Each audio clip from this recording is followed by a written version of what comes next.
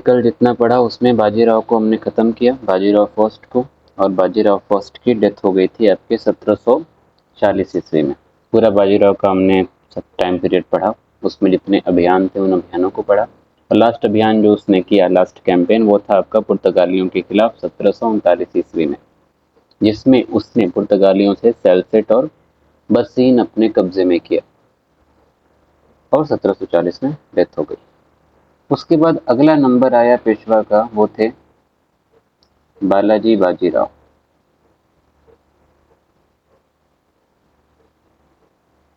इनको एक और नाम से जाना जाता था, वो था नाना साहेब। इनका टाइम पीरियड था आपके 1740, जब उनकी डेथ हुई, तो वहां से लेके 1761 तक। खास बात ये देखिए कि 21 साल रहे, वो 20 साल थे, 1 साल ज़्यादा। लेकिन बालाजी बाजीराव के टाइम पीरियड में चीज़ें बहुत बेहतर नहीं रहीं। बाजीराव फर्स्ट के टाइम पीरियड में आपने देखा कि कैसे हिंदू पद पर शाही की बात हो रही है, कैसे मराठा इंपीरियलिज्म की बात हो रही है, कैसे लोगों को एकजुट करके पूरे हिंदुस्तान पे भगवा परचम लहराने की बात हो रही, मतलब एक इकट्ठे बोले कि एक साम्राज्य की सोच दिख रही थी वहां पे। बालाजी बाजीराव कमजोर उसके सामने, अगर बाजीराव फर्स्ट से कंपेयर किया जाए, फिर भी इसके टाइम पीरियड में कुछ चीजें ठीक ठाक हुई, अगर एक पेशवा के तौर पे देखा जाए तो। जैसे क्या क्या चीजें ठीक ठाक हुई। पहली चीज तो ये हुई आपके 1741 में, इस वक्त मुगल बादशाह था मोहम्मद शाह रंगीला। मुगलों में अब कोई दमखम तो रहा नहीं था। मोहम्मद शाह रंगीला भी समझ रहा था कि जो है अब कुछ खास मतलब है नहीं लड़ाई झगड़ा करके। मोहम्मद शाह रंगीला ने पहला काम ये कर दिया है कि शाहू को डिप्यूटी गवर्नर बना दिया मालवा का। ठीक है। और डिप्यूटी गवर्नर बनाने का मतलब ये था शाहू को कि अल्टीमेटली अंततः कह लीजिए या इनडायरेक्टली कह लीजिए कि कई सारी टेरिटरी या पूरा मालवा की जो टेरिटरी थी, पूरी जमीन जो थी, वो मराठा के सुपुर्द कर दी। किसने? मोहम्मद शाह रंगीला ने। तो पहली एक उपलब्धि ही मानी जाएगी बालाजी बाजीराव की। ठीक उसी तरीके से बालाजी बाजीराव के टाइम पीरियड में ही इन्होंने जो बुंदेला थे ना आपके, बुंदेलखंड वाले, छत्रसाल बुंदेला, वहां पे भी उन्होंने अटैक किया और बुंदेला टेरिटरीज को अपने कब्जे में किया। सारी नहीं बट कुछ बुंदेला टेरिटरीज को बालाजी बाजीराव ने अपने कब्जे में किया, ये भी एक उपलब्धि थी। ठीक उसी तरीके से आपके कई सारे रीजन उत्तर जो है उधर दिखेंगे, क्या बोलते हैं, पूरब में, ईस्ट में। जैसे कि आपका हो गया बिहार, आपका हो गया उड़ीसा, और फिर आपका बंगाल। सब एक ही में पहले था बट एरिया चूंकि फिर भी डिवीजन तो था ही।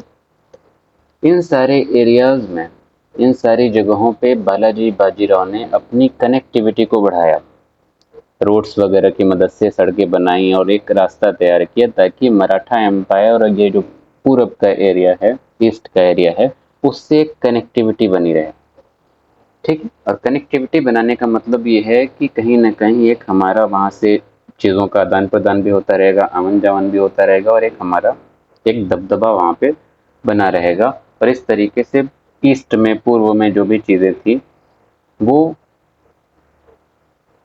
रघुजी भोसले, ठीक है, रघुजी भोसले के लीडरशिप में ये सारे काम किए गए। ये बरार के सरदार थे, मराठा सरदार थे। लेकिन दिक्कत क्या थी? ये सारी उपलब्धियां तो हम बता रहे हैं आपका एक भूमिका तैयार करने के लिए, हालांकि याद भी रखिएगा बट बहुत इंपॉर्टेंट नहीं। बता इसलिए रहे हैं कि ठीक ठाक काम तो हुए, अच्छी किस्मत से ही या फिर मेहनत करके ही कहीं ना कहीं टेरिटरी मिली, जमीनें मिली, कहीं ना कहीं जो है डिप्टी गवर्नर बने चाहो, ठीक ठाक सारी चीजें हुई। लेकिन इस 21 साल के शासन में, इस 21 साल के जो है टाइम पीरियड में कमी वाली बात ये रही कि बालाजी बाजीराव के अंदर वो समझ नहीं रही जो इसके बाप के अंदर थी या इसके फादर के अंदर थी। वो एक शासक के तौर पे जो सोच होनी चाहिए, जो दूरदर्शिता होनी चाहिए, वो सारी चीजें बालाजी बाजीराव के अंदर नहीं थी। जैसे कि एक एग्जाम्पल आप ले सकते हैं बंगाल का। बंगाल में इस वक्त शासन था अली वर्दी खान का, ठीक है ना, नाम तो याद ही होगा, पीछे का पढ़े ही हैं। जो भी पुराना नाम आएगा उसमें डिटेल में तो हम घुसेंगे नहीं, क्योंकि आपका काम है रिवीजन करना, बट फिर भी कहीं कंफ्यूजन हो तो पूछिएगा। अलीवर्दी खान का शासन था बंगाल में। तो बंगाल में जो है, जैसे कि इसके फादर क्या करते थे, बालाजी बाजीराव बन के, मतलब बालाजी बाजीराव के, कहीं पे भी कोई अभियान करना है, अटैक करते थे, जीतते थे, टेरिटरी अपनी कब्जे में, 64 देशमुखी लेके मामला खत्म हो जाता था, क्योंकि मराठाओं को जरूरी नहीं होता था कि वो उस पर बैठ के शासन ही करें, जीतने के बाद सीधा सीधा 64 और सरदेशमुखी हमें आप देते रहिए, यही होता था। यहाँ पे बालाजी बाजीराव ने क्या किया, अलीवर्दी खान से एक समझौता किया, प्राइवेट तरीके से ही कह लीजिए, और अलीवर्दी खान से बालाजी बाजीराव ने 20 लाख रुपए लिए। ठीक है, एक तरीके से नॉन इंटरफेरेंस के लिए, कि मतलब ठीक है हम लोग दोस्त हैं, कोई दिक्कत नहीं है, ये करके पेशवा ने पर्सनली लिए। ठीक है, तो ये एक अच्छे शासक की, अच्छे पेशवा की सोच तो हो नहीं सकती। तो इसका एक नुकसान ये हुआ कि पेशवा ने तो पैसे ले लिए अपने आप, लेकिन पूरे ईस्ट को संभाल कौन रहा था आपके, रघुजी भोसले, जिनका भी हम नाम लिए। अब रघुजी भोसले को इस 20 लाख से तो मतलब है नहीं ना, उनको ये वो है कि हाँ अलीवर्दी खान ने 20 लाख पेशवा को दिए हैं तो ठीक है, अब कोई अटैक वगैरह नहीं करना है, 64 देशमुखी नहीं करना है। इन सब चीजों से हटके रघुजी भोसले ने अपना एक दूत, अपना एक मैसेंजर, जिसका नाम था भास्कर पंत, भास्कर पंत को भेजा अलीवर्दी खान के पास और बोला कि देखो, हमें बंगाल से चौथ और सरदेशमुखी चाहिए, ना केवल बंगाल से बल्कि पूरा बिहार का जो इलाका है वहां से भी, और उड़ीसा का जो इलाका है वहां से भी। इस बात से हटके कि हाँ वो ऑलरेडी पेशवा 20 लाख रुपए ले चुका है। अलीवर्दी खान को इस बात पे गुस्सा आया कि एक तो 20 लाख रुपए पेशवा को दिए हैं, वो खुद खा के बैठे हैं, और यहाँ पे ये अलग से चौथ और सरदेशमुखी मांग रहे हैं। तो अलीवर्दी खान ने जो दूत आया था भास्कर पंत, उसको क्या किया, मरवा दिया, मर गया भास्कर पंत। अब इस बात पे रघुजी भोसले को गुस्सा आया और रघुजी भोसले ने बंगाल पे हमला कर दिया। ठीक है, और इस हमले में अलीवर्दी खान की बुरी तरीके से हार होती है, और जब अलीवर्दी खान की हार होती है तो जाहिर सी बात है कि अलीवर्दी खान के पास सर झुकाने के अलावा कोई ऑप्शन था नहीं, और जैसा कि हमेशा होता है, युद्ध में जो हारता है उसका ही नुकसान ज्यादा होगा संधि में। तो जो समझौता हुआ उसके बाद ये, अलीवर्दी खान ने मराठाओं से कहा कि ठीक है, उड़ीसा अब आज से आपके पास, उड़ीसा जो है मराठाओं के कब्जे में चला गया। प्लस इसके अलावा अलीवर्दी खान इस बात पे भी राजी हुआ कि सालाना 12 लाख रुपए, वो चौथ के तौर पे, कहाँ का चौथ, बिहार और उड़ीसा का चौथ, वो सालाना 12 लाख रुपए पेशवा को देंगे या रघुजी भोसले को देंगे, मतलब अल्टीमेटली मराठा को 12 लाख रुपए सालाना दिए जाएंगे। ठीक है, तो कहीं ना कहीं ठीक है कि 20 लाख रुपए पेशवा ने लिए, लेकिन अंततः अगर एक एम्पायर के तौर पे देखा जाए तो ये मराठा साम्राज्य के एक हित में चीज रही, एक हित में घटना रही। इसी तरीके से दूसरी घटना आप देखेंगे जहां पे एक गड़बड़ी दिखाई देगी आपको, वो मसला है आपका 1743 का। आमेर के शासक थे जय सिंह टू, जय सिंह टू का नाम भी कई बार आया है। जय सिंह टू की डेथ हो गई आपके 1743 ईस्वी में। अगेन वही बात कि जब कोई शासक मरे, कोई गवर्नर मरे, कोई जो है कुछ ऐसे बड़े लोग मरते हैं, तो जाहिर सी बात है उनके बेटों में और जो भी घर वाले हैं उनमें वॉर ऑफ सक्सेशन शुरू हो जाता है, उत्तराधिकार की लड़ाई शुरू हो जाती है कि कौन गद्दी पे बैठेगा। तो जय सिंह टू के जाते ही आमेर में लड़ाई शुरू हो गई दो लोगों के बीच में। कौन थे वो दो लोग, एक का नाम था ईश्वरी सिंह,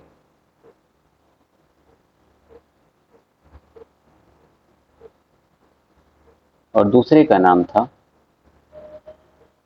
माधव सिंह। अब ये बात कहाँ की हो रही है आपके, आमेर की।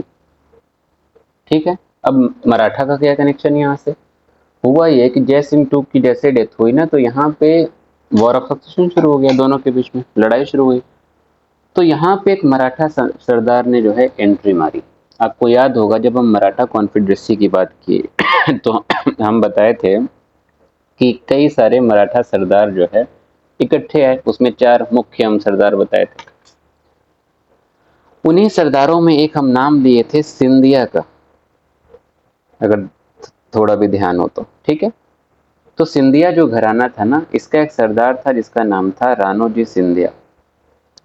राणोजी सिंधिया ने यहाँ पे मौके का फायदा उठाया कि देखो दो लोग लड़ रहे हैं तो क्यों ना किसी एक का सपोर्ट करें और बदले में कुछ पैसा वैसा ले लें।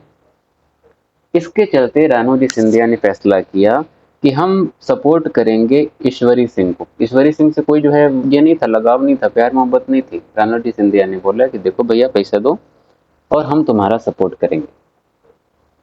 तो इस तरीके से ये क्या हो गया, सास बहू वाला चूहे बिल्ली वाला खेल चल रहा है। तो जाहिर सी बात है एम्पायर के लिए एक अच्छी चीज नहीं है। तो खुद एक मराठा सरदार ऐसा काम करा। ठीक ऐसे ही घटना हुई आपकी एक और 1749 ईस्वी में, और वो घटना थी आपके अभय सिंह की। ये अभय सिंह आपके मेवाड़ के शासक थे, ये भी राजपूत। इनकी डेथ हो गई 1749 में। अब इनकी डेथ के बाद भी यहाँ पे वॉर ऑफ सक्सेशन, उत्तराधिकार की लड़ाई शुरू हो गई। और यहाँ पे जो उत्तराधिकार की लड़ाई हुई वो हुई आपके राम सिंह और बख्त सिंह। अगेन यहाँ पे फिर से सिंधियाज ने एंट्री मारी, ठीक है। और सिंधिया में यहाँ पे इस बार जो सरदार था उसका नाम था जयप्पा सिंधिया।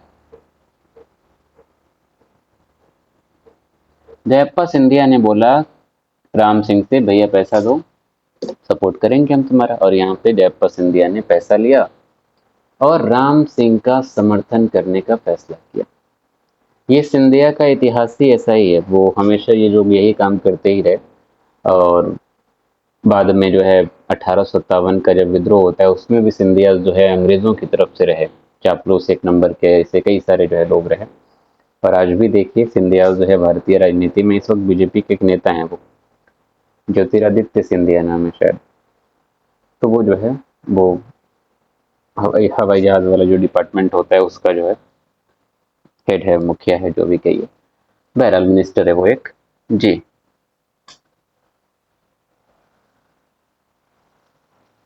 बख्त सिंह। जी ठीक है। तो जयप्पा सिंधिया ने बोला कि राम सिंह का हम समर्थन करेंगे। ठीक वही बात जो ऊपर वाली अभी कहानी हम बताए। तो यहाँ पे जयप्पा सिंह सिंधिया ने एंट्री मारी, लेकिन यहाँ पे इसकी एंट्री थोड़ा सा भारी पड़ गई, क्योंकि बख्त सिंह जो है, अब जाहिर सी बात है गुस्सा तो होगा ही कि हाँ हमको छोड़ के दूसरे को सपोर्ट कर रहे पैसे के चक्कर में। तो बख्त सिंह का एक बेटा था, नाम था विजय सिंह। विजय सिंह ने गुस्से में आके सिंधिया का गला काट दिया, मतलब मर्डर कर दिया। तो इस तरीके से यहाँ पे राजनीति चल रही थी।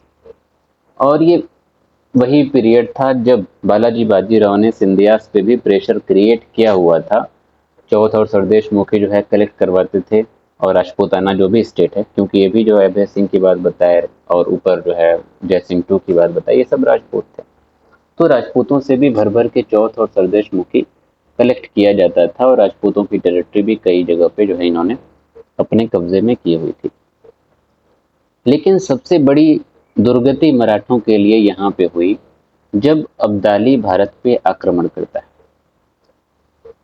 अब ये आक्रमण कैसे हुआ, इसमें भी इन्हीं लोगों की जो है गलती आपको दिखाई देगी कि कैसे ये लोग जो है सही फैसला नहीं ले रहे हैं, पैसे के चक्कर में कुछ भी कर रहे हैं, या फिर कहीं अना के चक्कर में कुछ भी बर्बाद कर दे रहे हैं। तो आप चीज़ों को थोड़ा बारीकी से समझिएगा, क्योंकि लास्ट में क्वेश्चन भी देंगे, लिखिएगा आप लोग।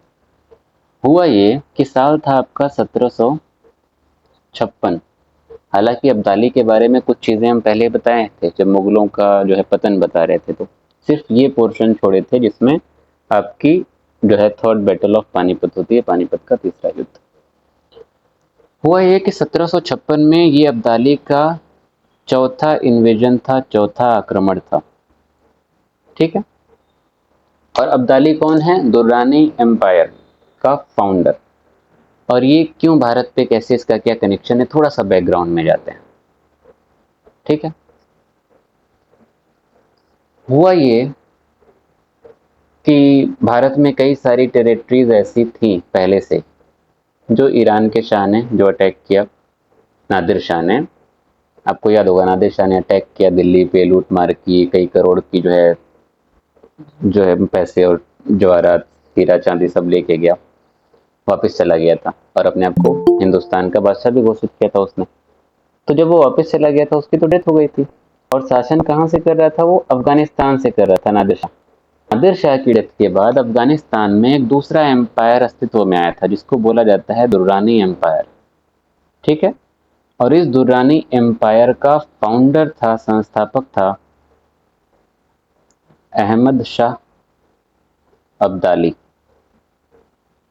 अहमद शाह दुर्रानी भी बोलते हैं। ठीक है। अब अहमद शाह अब्दाली ने क्या बोला कि नादिर शाह चूंकि अफगानिस्तान का शासक था, हालांकि वो ओरिजिनली कहां से था? पर्शिया, ईरान से। अहमद शाह अब्दाली ने बोला है कि चूंकि नादिर शाह अफगानिस्तान का शासक था, अफगानिस्तान से ही वो रूल कर रहा था, शासन कर रहा था, और अफगानिस्तान से ही शासन करते हुए उसने भारत पे आक्रमण किया था और भारत की कई सारी टेरिटरी को, कई सारी जो है जमीनों को उसने अपने कब्जे में लिया था। इसलिए नादिर शाह की डेथ के बाद भारत की उन जमीनों पे हक किसका है? मेरा है। किसने बोला? अहमद शाह अब्दाली। इस तरीके से अब्दाली ने भारत पे कई बार बार आक्रमण किए और पंजाब के कई सारे एरियाज में अपना जो है वर्चस्व कायम किया, कई सारे एरियाज को अपने कब्जे में भी लिया। ठीक है।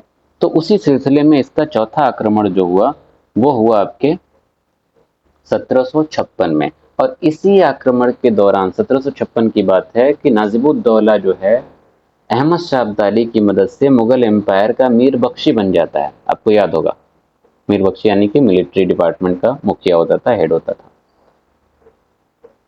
और नाजिबुद्दौला का वर्चस्व बढ़ रहा था, लेकिन इमादुल मुल्क जो कि मुगल बादशाह का वजीर था उसका वर्चस्व कम हो गया था और एक वक्त ऐसा आ गया कि उसको वजीर के पद से ही हटा दिया गया था। और इसमें उसने वजह किसको माना? जाहिर सी बात है नाजिबुद्दौला और अब्दाली की को, क्योंकि अब्दाली की वजह से ही सारी चीजें क्रिएट हुई और नाजिबुद्दौला की मिलीभगत से चीजें क्रिएट हुई थी। तो इमादुल मुल्क को बड़ा गुस्सा आया कि एक तो हम अच्छा खासा वजीर के पद पे थे और इन लोगों ने हमको वजीर के पद से हटा दिया। तो इमादुल मुल्क ने मदद मांगी। किससे मदद मांगी? पेशवा से। इस तरीके से यहाँ पे मराठा की एंट्री होती है इन पूरे कहानी में। पेशवा से मदद मांगी। पेशवा ने कहा कि ठीक है, मदद करने के लिए तैयार हैं। तो पेशवा ने एक बड़ी भारी भरकम सेना तैयार की और उस सेना को दिल्ली भेजा। किसकी लीडरशिप में? एक का नाम था मल्हार राव और दूसरे का नाम था रघुनाथ राव। ये होलकर था। ठीक है। मल्हार राव होलकर और रघुनाथ राव, इन दोनों की लीडरशिप में पेशवा ने एक बड़ी सेना भेजी दिल्ली। और दिल्ली में सेना भेजने का क्या मकसद था? कि नाजिबुद्दौला के पावर को खत्म किया जाए, नाजिबुद्दौला को हटाया जाए और इमादुल मुल्क को वापस उसकी पावर दी जाए मुगल एम्पायर में। और इसके चलते जब सेना दिल्ली पहुंची तो दिल्ली में एक लड़ाई हुई जिसको बोला जाता है बैटल ऑफ सराय रोहिल्ला।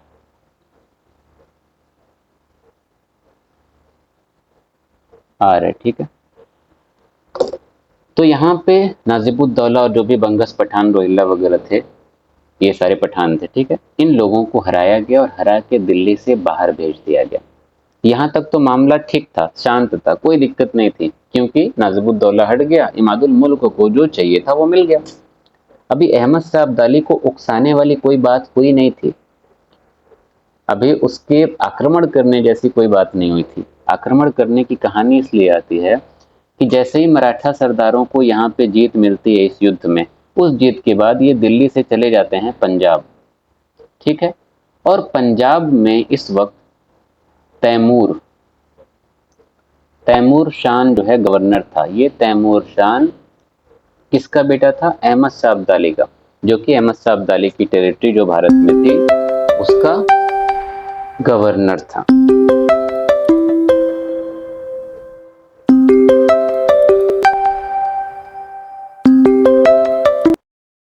आवाज जा रही है? अच्छा, ठीक। असल में कॉल आ रही थी बैकग्राउंड में शायद किसी की, तो हमको लगा मे भी ना जा रही है। हाँ, तो तैमूर शाह क्या था, ये पंजाब का गवर्नर था, जो कि अहमद शाह अब्दाली का बेटा था। पंजाब में जो भी जमीनें, टेरिटरी थी अहमद शाह अब्दाली के अंडर, वो उसका मतलब शासक था। अब मराठा पहुंच गए पंजाब। होलकर ये उनका टाइटल था, ठीक है। एक ये जैसे मराठी जो लोग होते हैं ना, मराठा, उनका एक टाइटल है। तो हाँ, हम ये कहे थे, मराठा सेना जो है पंजाब पहुंची और पंजाब जाके तैमूर शाह को जो है उसने हराया। और जो भी टेरिटरी अब्दाली के जो है साम्राज्य में थी, भारत की जो भी टेरिटरी, उस टेरिटरी पे मराठाओं ने कब्जा कर लिया और तैमूर शाह को भगाया। और भगा के मराठाओं ने अपना एक गवर्नर पंजाब में नियुक्त किया, जिसका नाम था अदीना बेग। अपना गवर्नर, खुद का अपना गवर्नर नियुक्त किया और बोला कि देखो भैया, तुम यहाँ आराम से शासन करो और सालाना हमको 75 लाख रुपए चौथ देते रहना। ठीक है, हम बोले ना, मराठाओं को बस इससे ही मतलब रहता था। बोले कि 75 लाख रुपए सालाना हमको देते रहना। और ये बोल के जितने भी मराठा की सेना थी, वो पंजाब से तुरंत लौटने के लिए निकल गई पूना। और पंजाब में बिल्कुल एक छोटी सी टुकड़ी छोड़ के गए, दत्ताजी सिंधिया की लीडरशिप में।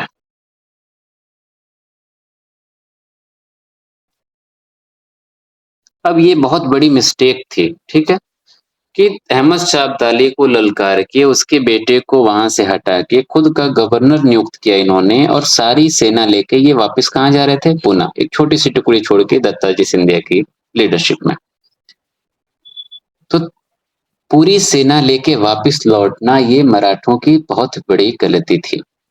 और पंजाब पे अटैक करना भी मराठों की बहुत बड़ी गलती थी, क्योंकि यही एक वजह बनता है आपके पानीपत के तीसरे युद्ध का, जिसका भारत को बहुत नुकसान हुआ।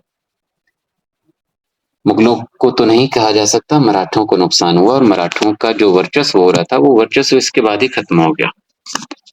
हुआ क्या, जैसे ही अहमद शाह अब्दाली को व्हाट्सएप पे जो है मैसेज मिला कि पंजाब में ये घटना घटी है और मराठों ने आके हमला किया, और हमले के बाद ये सारी चीजें हुई हैं। अहमद शाह अब्दाली ने, साल था आपका 1759, आखिरी आखिरी महीना चल रहा था लगभग शायद। तो अहमद शाह अब्दाली ने सिंधु नदी को क्रॉस किया और भारत में, पंजाब में स्पेशली हमला करने का फैसला किया। और दत्ताजी सिंधिया, जो कि पंजाब में एक छोटी सी सेना की टुकड़ी के साथ थे, जो मराठा सरदार थे, उससे अहमद शाह अब्दाली की सेना टकराती है। दिन था, मतलब तारीख थी आपकी 9 जनवरी, साल था आपका 1760, जगह थी आपकी बरारी घाट। और जब अहमद शाह अब्दाली और दत्ताजी सिंधिया की सेना यहाँ पे मिलती है और यहाँ पे जो युद्ध होता है, उसी को बोला जाता है बरारी घाट का युद्ध, या फिर बैटल ऑफ बरारी घाट। और इस युद्ध में दत्ताजी सिंधिया की, जाहिर सी बात है, बिल्कुल छोटी सी सेना अहमद शाह अब्दाली की विशाल सेना के सामने, पावरफुल सेना के सामने टिकने वाली नहीं थी। और अंत तो यही हुआ कि अहमद शाह अब्दाली की सेना यहाँ पे जीत जाती है और पंजाब पे अहमद शाह अब्दाली ने अपना जो है शासन फिर से शुरू किया। ठीक है, और उसके बाद जो है दिल्ली के लिए निकला। पेशवा को ये बात पता चली कि दत्ताजी सिंधिया की सेना जो है वहां पे हार चुकी है, अहमद शाह अब्दाली ने हरा दिया। तो पेशवा ने तुरंत पूना से एक नई जो है सेना, बड़ी सेना भेजने का फैसला किया, और दो लोगों को उसने लीडर नियुक्त किया। एक का नाम था विश्वास राव और दूसरे का नाम था सदाशिव राव। ठीक है, सदाशिव राव और विश्वास राव के नेतृत्व में पेशवा ने पूना से सेना भेजी, कहाँ के लिए, दिल्ली के लिए। किससे लड़ने के लिए, अहमद शाह अब्दाली से लड़ने के लिए। खास बात यह है कि विश्वास राव और सदाशिव राव जितनी सेना लेके आए, उसकी संख्या थी आपकी लगभग 1 लाख जो है 50,000 के आसपास। ठीक है, और उससे बुरी बात यह, खास बात ये थी कि ठीक है 1.5 लाख, 1 लाख जो है 50,000, 1.5 लाख। बुरी बात यह थी कि इसमें से महज 45,000 ही लड़ने वाले लोग थे, यानी कि सैनिक थे, योद्धा थे। तो बाकी कौन थे? बाकी सब ऐसे ही घर से मोहल्ले से उठा के लेके चले आए वो लोग, पूरी परिवार पूरा फैमिली ऐसे ही मतलब झाड़ बटोर के निकल लिया कि चलो थोड़ा सा घूम लेंगे, दर्शन वर्शन कर लेंगे, मंदिर वंदिर चले जाएंगे। मतलब सब ऐसे उठ उठ के चले आए कि अरे लड़ना कौन सी बड़ी बात है, अब्दाली को हराएंगे, हरा के उसके बाद आराम से हम घूमते हुए मौज मस्ती करते हुए आएंगे। और कोई गुरिल्ला टेक्निक वगैरह का इस्तेमाल भी नहीं हो रहा था कि हाँ लुका छुपी करके जीत जाएंगे। तो ये खुशफहमी में थे, और खास करके ये सदाशिवराव जो है बड़ा खुशफहमी में था। इसकी सेना जो है पानीपत पहुंचे उससे पहले ही अहमद शाह अब्दाली और सदाशिवराव की मुलाकात होती है खंजपुरा में। ठीक है, इस खंजपुरा में, अभी देखिए युद्ध शुरू नहीं हुआ, इस खंजपुरा में जब मुलाकात हुई सदाशिवराव ने और अब्दाली ने मतलब बातचीत की, तो अब्दाली ने सदाशिवराव के सामने एक जो है समझौते की बात की। उसने बोला कि देखो युद्ध तो छोड़ते हैं, पंजाब मेरे जो है हिस्से में था, मेरे साम्राज्य का हिस्सा था, पंजाब में हमको रहने दो, ठीक है तुमने अटैक करके गलती की, लेकिन पंजाब मेरे हवाले छोड़ो और तुम लोग भी यहाँ से सेना लेके वापस जाओ, लड़ना वड़ना जो है सही नहीं है, लड़ने की जरूरत नहीं है। अब्दाली ने सामने से ये प्रपोजल दिया। सदाशिवराव ने बोला कि नहीं, मंजूर नहीं है। मतलब वो ये थोड़ा सा, ये लोग क्या थे, खुशफहमी में थे, सेंस ऑफ सुपीरियोरिटी इनके अंदर आ गई थी, ये नहीं समझ पा रहे थे कि इस वक्त कमजोर हो चुके हैं। तो सदाशिवराव ने साफ साफ मना कर दिया, और मना करने का नतीजा ये था कि अब्दाली ने भी बोला ठीक है आओ युद्ध के मैदान में। और अहमद शाह अब्दाली और सदाशिवराव या मराठा सेना जो है मिलती है आपकी 14 जनवरी 1761 को। जगह थी आपका पानीपत का मैदान, और पानीपत में दो लड़ाइयां ऑलरेडी हो चुकी थी, तो इसलिए इस लड़ाई को बोला जाता है थर्ड बैटल ऑफ पानीपत या पानीपत का तीसरा युद्ध। इस युद्ध में अहमद शाह अब्दाली का साथ दिया आपके नजबुद्दौला ने भी, शुजाउद्दौला ने भी। ठीक है, और मराठा की तरफ से मुगल एम्पायर भी था, लेकिन मुगल एम्पायर ने इसमें खास जो है रोल प्ले नहीं किया, पार्टिसिपेट नहीं किए थे वो लोग। तो एक तरफ मराठा एम्पायर था, दूसरी तरफ अहमद शाह अब्दाली की सेना। और मराठा एम्पायर के पास सेना भी कितनी थी, 45,000 थी महज, बाकी सब तो ऐसे ही आए थे फालतू में, बट फिर भी ये ठीक ठाक काम कर रहे थे, बड़ा तोप वगैरह लेके आए थे। और मराठा जो है सेना की तरफ से जो नेतृत्व कर रहे थे उनका नाम था इब्राहिम गर्दी। इंपॉर्टेंट नाम है, याद रखिएगा। इब्राहिम गर्दी जो है बढ़िया से पूरा युद्ध कर रहे थे, पूरा एकदम मैदान जो है सजा हुआ था युद्ध से। लेकिन अहमद शाह अब्दाली भी बहुत पावरफुल था, उसने सारी मतलब पूरे मैदान को एक तरीके से घेर लिया। और मराठाओं की जो सप्लाई लाइन थी, जहां से पूरा राशन पानी आ रहा था, क्योंकि ये तो थोड़ा लंबा लंबा चलता है ना, कल भी हम ये बात बताए थे सप्लाई लाइन वाली, कि सारा खाना पानी जो है मराठा का बंद हो गया था। अब इसमें सोचने वाली बात यह है कि अगर मराठा जो है वहां से 1.5 लाख नहीं आते, महज वही आते जो लड़ने वाले हैं, तो दिक्कत नहीं होती। लेकिन पूरी फैमिली बाल बच्चे को लेके आए हैं, तो जाहिर सी बात है भूख प्यास से लोग तड़पेंगे, परेशान होंगे। तो एक जो है केओस क्रिएट हुआ यहाँ पे, दिक्कत क्रिएट हुई, और नतीजा ये हुआ कि इब्राहिम गर्दी और मराठा सेना जो है यहाँ पे हार जाते हैं, और अहमद शाह अब्दाली की यहाँ पे जीत होती है। ये एक ऐसी लड़ाई रही, तीसरा जो है बैटल पानीपत का, जिसने इतिहासकार के हिसाब से अगर हम बोले, जो इतिहासकार बताते हैं कि पानीपत का तीसरा युद्ध भले ये डिसाइड नहीं कर सका कि भारत पे कौन शासन करेगा, लेकिन इसने निश्चित तौर पे ये डिसाइड कर दिया कि भारत पे कौन शासन नहीं करेगा। ठीक है, तो कौन शासन नहीं करेगा, क्या डिसाइड हुआ कि मराठा भी शासन नहीं करेंगे, उस लायक नहीं, मुगल भी उस लायक नहीं, और अल्टीमेटली इसने भारत को एक संदेश दिया कि अब अंग्रेजों का ही दौर चलने वाला है, और यही जो है आगे हुआ भी। बहरहाल क्लाइमेक्स में होता क्या है, अब्दाली जीतता कैसे है, हुआ ये कि युद्ध चल रहा था एकदम धुआंधार बढ़िया से। एक बार फिर से ऊपर वाले ने मराठाओं को एक मौका दिया, जो है जो आपके सदाशिव राव थे, उनको एक और मौका मिला। युद्ध के वक्त ही, जब युद्ध का टाइम पीरियड चल रहा था, उसी वक्त अब्दाली को पता चला कि अफगानिस्तान में एक विद्रोह हो गया है। ठीक है, अब्दाली ने फिर से सदाशिव राव से जो है बात की, उसने बोला कि देखो अफगानिस्तान में थोड़ा दिक्कत है, अब बैटल वैटल छोड़ो, अभी भी हम कह रहे हैं पंजाब हमको दे दो और हमको जाने दो, युद्ध वगैरह में कुछ रखा नहीं है। एकदम बढ़िया मौका था सदाशिव के लिए कि हाँ युद्ध खत्म हो जाता। लेकिन फिर से सदाशिव राव ने अब्दाली की बात को महत्व नहीं दिया, बोला कि नहीं, हमको ये तुम्हारा समझौता या तुम्हारा जो ये पेशकश जो है मंजूर नहीं है। तो अब्दाली ने भी बोला कि ठीक है भाई, यही सब करो, मंजूर नहीं है तो दिखाते हैं। और उसके बाद जब फाइनल युद्ध हुआ तो अब्दाली की सेना जो है बहुत भारी पड़ी, सप्लाई लाइन जो है कट हो चुकी थी, मराठा जो है ऑलरेडी एकदम परेशान थे। और उस परेशानी में मराठा ने खुद ही आगे बढ़ना शुरू किया कि जल्दी से मार काट के युद्ध जो है खत्म करते हैं। तो खुद आगे बढ़ना भी ये मराठा सेना की या सदाशिव की कह लीजिए कि एक बेवकूफी थी। और जैसे ही वो आगे बढ़े खुद से, तो उस युद्ध में विश्वासराव को पहले ही जो है हमला होता है, विश्वासराव को जो है वहां पे मतलब भयानक रूप से वो घायल हो जाता है। उसके घायल होते ही सदाशिवराव तुरंत अपनी हाथी से उतरता है। अब जैसे वो हाथी से उतरा, कहानी खत्म हो गई यहीं पे, क्योंकि अब कोई लीड करने वाला नहीं बचा। सदाशिव भी हाथी से नीचे, विश्वासराव घायल। तो सेना का जो मनोबल था वो अपने आप अचानक गिर गया, और जैसे ही सेना का मनोबल गिरा, अब्दाली की सेना और ज्यादा हावी हो गई और मराठा सेना यहाँ पे हार जाती है। ठीक है, ये सारी चीजें लास्ट में हुई। तो अगर आप गलती देखेंगे ना, तो दो गलतियां आपको पहली यही दिखेगी कि सदाशिवराव को दो बार ऐसा मौका मिला समझौता करने का, लेकिन उसने समझौता नहीं किया। अगर पेशवा होता तो शायद वो समझौता कर लेता। उसके पहले की अगर गलती देखेंगे तो दिल्ली में वो हमला करने आए थे, लेकिन वो पंजाब चले गए हमला करने, ये भी एक गलती है। इसके अलावा एक गलती ये भी है कि पंजाब जीतने के बाद वहां पे वो बिल्कुल छोटी सी सेना छोड़ के आए, चाहते तो वहां बड़ी सेना जो है रख सकते थे कि अब्दाली आएगा तो निपटने के लिए आसानी रहेगी।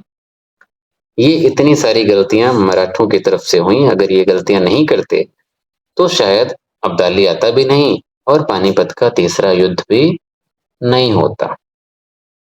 ठीक है, इसके अलावा एक और नोटेबल मिस्टेक जो की वो ये कि जाट सरदार था, एक नाम था सूरजमल। ये भी नाम आप पहले से सुने ही होंगे। सूरजमल ने सदाशिवराव से बातचीत की थी और बोला कि देखो युद्ध वगैरह रोक दो, टाल दो, अभी युद्ध मत करो, क्योंकि इतना ठंडी का मौसम है। महीना कौन सा है आपका? जनवरी है, जनवरी एकदम ठंडा।